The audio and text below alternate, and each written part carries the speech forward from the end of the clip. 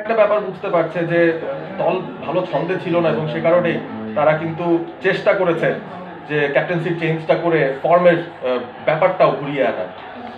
অসাধারণ এবং তাওহিদ হৃদয়ের সেঞ্চুরি আজকে দেখলো মিরপুরের দর্শকরা।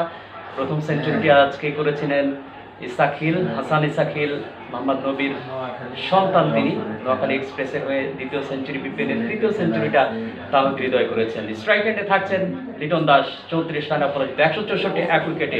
হাসান মাহমুদ আসছেন ওভারটি করবার জন্য, অফ স্টাম্পের উপরে এবারে কিন্তু একটু আপিস করে কাট শট খেলে দিয়েছেন। ডিপ ব্যাকওয়ার্ড পয়েন্টে ফিল্ডার আছেন, নিকটে কোনো ফিল্ডার নেই, এই ফাঁকে একবারের জন্য জায়গা বদল করলেন। 165 এক উইকেটে রংপুর রাইডার্স। লিটন দাস পৌঁছে গেলেন 34 রানে।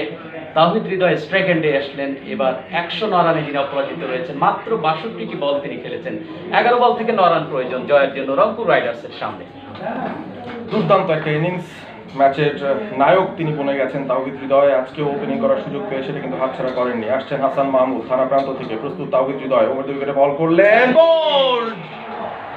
একেবারে ম্যাচ জিতিয়ে হয়তো ফিরতে পারেননি, তবে ম্যাচ জয়ের ক্ষেত্রে সবচেয়ে বড় ভূমিকাটা রেখেই বিদায় নিচ্ছেন তাওহিদ হৃদয়। পারফেক্ট ইয়র্কার ছিল, অফ স্টাম্পের গোড়ায় বলটা করেছিলেন হাসান মাহমুদ। তাওহিদ হৃদয় শাফল করে এসে একটা প্যাডেল সুইপ করার মতো শট খেলতে চেয়েছিলেন, স্কুপ করতে চেয়েছিলেন বলটাকে, তবে সেই যাত্রায় বলে ব্যাটে করতে পারেননি এবং পায়ের পেছন দিয়ে বলটা অফ স্টাম্পকে আঘাত করলো। তাওহিদ হৃদয়ের ইনিংসটাও শেষ হয়ে গেল। Back of the hand slower delivery ছিল, সেখান থেকে উইকেটটা পেয়েছেন হাসান মাহমুদ। ইনফ্যাক্ট বলটা পিচ করে অফ স্টাম্পের মাঝামাঝি অংশে গিয়ে আঘাত করে এবং বেলসগুলো চলে যায়। তাওহিদ হৃদয় বিদায় নিচ্ছেন দারুণ একটা ইনিংস খেলে 63 বল থেকে 109 রান করে। আত্মতৃপ্তিতে ভুগতে গিয়ে তিনি যে শটটি খেলতে গেলেন, পুরোপুরি স্টাম্প একেবারে ওপেন করে দিয়েছিলেন। অফ স্টাম্পের বেশ খানিকটা বাইরে গিয়ে আবার আড়াআড়ি ব্যাটে তিনি ট্রাই করেছিলেন। হাসান মাহমুদ একটা ফলো আপ ডেলিভারিতে দুর্দান্ত তিনি একটা ডেলিভারি দিয়েছেন এবং বোল্ড করে দিয়েছেন। তাওহিদ হৃদয় আউট হয়ে গেলেন 109 রানের মাথায়। দলীয় রান যখন 100, ঠিক এই মুহূর্তে রংপুর রাইডার্সের সংগ্রহ 165, 2 উইকেট হারিয়ে। নেক্সট ব্যাটার কি আসবেন, তবে ম্যাচটা কিন্তু রংপুরের গ্রিপে এই মুহূর্তে রয়েছে। রংপুর রাইডার্স জয়লাভ করতে যাচ্ছে, আরো 2 পয়েন্ট, 10 পয়েন্ট থেকে 12 পয়েন্টে পৌঁছে যাবে, অর্থাৎ পয়েন্ট টেবিলের এবারের বিপিএলের 3 নম্বর স্থানটা তাদের জন্য থাকছে। আর সিলেট টাইটান্স তারা কিন্তু 4 নম্বর স্থানে। তবে আজকের দিনে দ্বিতীয় ম্যাচ ঢাকা এবং চট্টগ্রামের মধ্যে অনুষ্ঠিত হবে, সেই ম্যাচটার দিকেও কিন্তু নজর থাকবে। চট্টগ্রামের পয়েন্ট কিন্তু রয়েছে 12, তারা জয়লাভ করলে তারা কিন্তু ঠিক 2 নম্বর স্থানে থাকবে 14 পয়েন্ট দিয়ে। হাসান মাহমুদ একটা ব্রেক থ্রু, সান্ত্বনার একটা উইকেট পেয়েছেন, বিগ উইকেটটাই তিনি পেয়েছেন, কিন্তু শেষ সময় এসে যাচ্ছেন পরের বলটি আরো একটা উইকেটের জন্য অফ স্টাম্পের বাইরে ব্যাটিং ফেস ওপেন করে খেলে দিয়েছিলেন আউটসাইড এজ, ডিপ ব্যাকওয়ার্ড পয়েন্টে চলে গেল। 1টি রান দিয়ে সন্তুষ্ট থাকলেন নতুন ব্যাটার, বামহাতি ব্যাটার খুশদিল শাহ এসেছিলেন। লিটন দাস 35 রানে অপরাজিত রয়েছেন 31 বল থেকে। 166, 2 উইকেটে রংপুর রাইডার্স জয় থেকে আর মাত্র কয়েকটা রান দূরে রয়েছে রংপুর। মাত্র 8 রান প্রয়োজন, 9টা বল হাতে রয়েছে। ম্যাচটা আরো অনেক ক্লোজ হতে পারতো যদি নোয়াখালী মাঝখানের ওভারগুলোর মধ্যেই হৃদয় এবং লিটনের পার্টনারশিপটা ভাঙতে পারতে। তবে এত দারুণ একটা পার্টনারশিপ হচ্ছে লিটন এবং হৃদয়ের মধ্যে, সেটাই ম্যাচটাকে একেবারেই নোয়াখালীর হাত থেকে বের করে নিয়ে গেছে। হাসান মাহমুদ ওভার দ্য উইকেটে আসছেন পরের বলটা নিয়ে। লিটন দাস ফ্লিক করতে চেয়েছিলেন, বলে ব্যাটে সংযোগ ঘটাতে পারেনি, সাফল করে এসেছিলেন একেবারেই স্টাম্পগুলোকে কাভার করে। জাকের আলী অনেক বলটা ধরেছেন উইকেটের পেছনে এবং আম্পায়ারও কিন্তু ওয়াইড দেননি সেই যাত্রায়। হাসান মাহমুদ এখন কিন্তু ভয় ডরহীন বোলিং করছে, মানে চাওয়া পাওয়ার কিছু নেই, হারাবার কিছু নেই। এক্সপেরিমেন্ট চালাচ্ছেন নানাভাবে, ভেরিয়েশন এনে ডেলিভারিতে ফুল লেংথে দিচ্ছেন, উইয়ার করছেন, লেগ স্টাম্পের বাইরে, অফ স্টাম্পের বাইরে নানা রকম ডেলিভারি দিয়ে তিনি ট্রাই করছেন এবং তাহিদ হৃদয়কে সেই ফাঁদেই ফেলেছিলেন একটা ফলো আপ ডেলিভারিতে। এই ওভারে 4টি বল করেছেন হাসান মাহমুদ, দুর্দান্ত। আমি বলবো যে তাহিদ হৃদয় শেষ দিকে এসে ধৈর্যটা ধরে রাখতে পারলেন না, স্বভাব বিরুদ্ধ একটা শট খেলতে গিয়ে তিনি আউট হয়ে গেছেন। বোল্ড ওভারের পরে বল, এবার কিন্তু 1টি রান পাবেন। অনেকটা অফ ড্রাইভ করেছেন, ওয়াইড লং অফে ফিল্ডার সৌম্য সরকার রয়েছেন এবং এই রানটি পেয়েছেন লিটন দাস। পৌঁছে গেলেন 36 রানে, দলীয় রান বাড়লো 167, 2 উইকেটে রংপুর রাইডার্স। আর মাত্র 7টি রান দরকার 7 বল।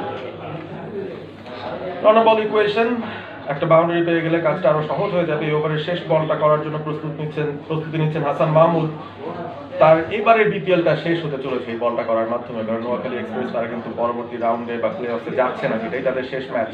আসছেন হাসান মাহমুদ, 19তম ওভারের শেষ বলটা নিয়ে down the leg Flick shot খেলার প্রচেষ্টা, বলে ব্যাটে ঠিকঠাক হয়নি। খুশদিল শাহ ছিলেন ব্যাটার, দেখবার সূত্রে একটা রান পেয়ে যাবে। জয়ের আরো কাছে পৌঁছে গেল রংপুর রাইডার্স। 19 ওভার শেষে 168, 2 উইকেট হারিয়ে রংপুর। শেষ 6 বল থেকে আর মাত্র 6 রানই প্রয়োজন তাদের। ইয়েস, রানে বল সিচুয়েশন। লিটন দাস 33 বল থেকে 36 রানে অপরাজিত রয়েছেন। আমার মনে হয় যেহেতু 6টি রান প্রয়োজন, 1 থেকে 3 বল পর্যন্ত এর মধ্যেই খেলা শেষ হলেও হয়ে যেতে পারে এবং শেষ বল পর্যন্ত হয়তো গড়ানো রিস্কে যেতে চাইবে না। এই সময় আসলে পারভেজ ব্যাটসম্যানের মেন্টালিটি কেমন থাকে বা বোলারের মেন্টালিটি কেমন থাকে বলে আপনার মনে হয়? দুই দলে নার্ভাস থাকার কথা, তবে এই মুহূর্তে আমার মনে হয় রংপুর খানিকটা নির্ভর থাকবে। ব্যাটাররা ভাবছেন যে হ্যাঁ, মানে প্রথম 2-1টা বলে টার্গেট করতে হবে, বড় শটে যাওয়ার, হাতে উইকেটও আছে। যদি একটা বাউন্ডারি পেয়ে যাওয়া যায় তাহলে কিন্তু কাজটা খুব সহজ হয়ে যায়। এবং রানা বল নিয়ে একদম শেষ বল পর্যন্ত নেয়া, এই ব্যাপারগুলো শুধু মহেন্দ্র সিং ধোনিরাই পারেন স্নায়ু চাপটা ধরে রেখে। এই ব্যাটাররা নিশ্চয়ই এই কাজটা করবেন না, শুরু থেকে অ্যাটাক করতে চাইবেন। শেষ ওভারটা নিয়ে মেহেদী রানা আসছেন, ওভার দ্য উইকেটে বাহাতি পেসার প্রথম বলটা করলেন। খুশদিল শাহ চালিয়ে খেলতে চাইলেন, তবে একের বেশি পাবেন না। ডিপ স্কোয়ারের ফিল্ডার আছেন, বল করিয়ে দেবেন।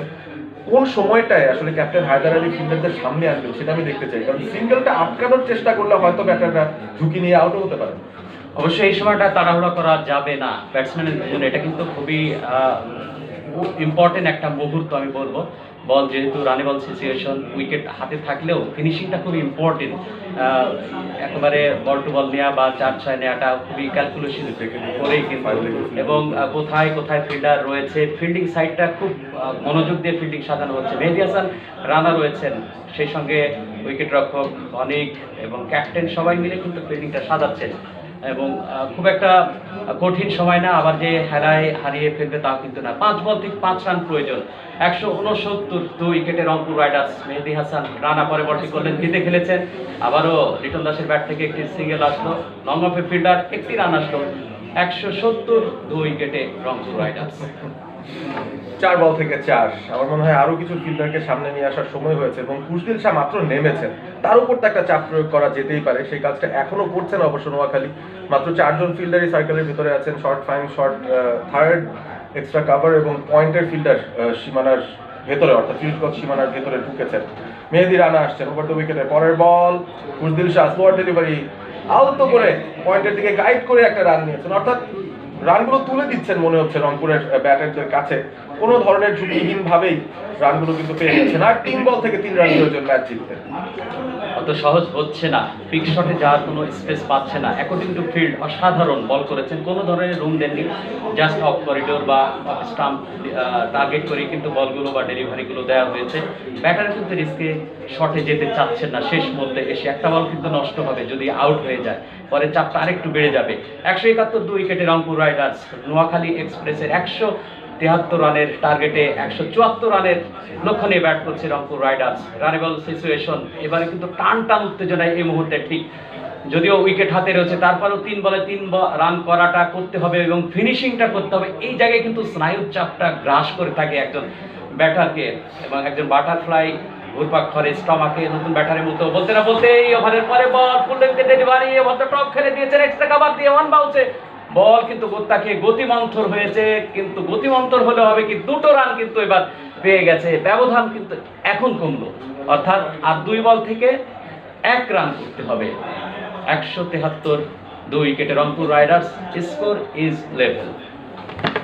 স্কোরস লেভেল, এই অবস্থা থেকে রংপুর হাঁটতে পারবে না সেটা একেবারে নিশ্চিত। 2 বল থেকে 1 রান প্রয়োজন এবং জয়সূচক রানটা লিটন দাসের ব্যাট থেকেই হয়তো আসতে চলেছে। 39-এ পৌঁছে গেছেন রংপুর রাইডার্সের ক্যাপ্টেন। 35 বল থেকে জয়ের একেবারেই দ্বার প্রান্তে রংপুর রাইডার্স। তারা তৃতীয় হয়েই শেষ করছে এবারের বিপিএল এর রাউন্ড রবিন পর্বের খেলা এবং এলিমিনেটর তাদের খেলতে হবে সিলেটের এগেনস্টে।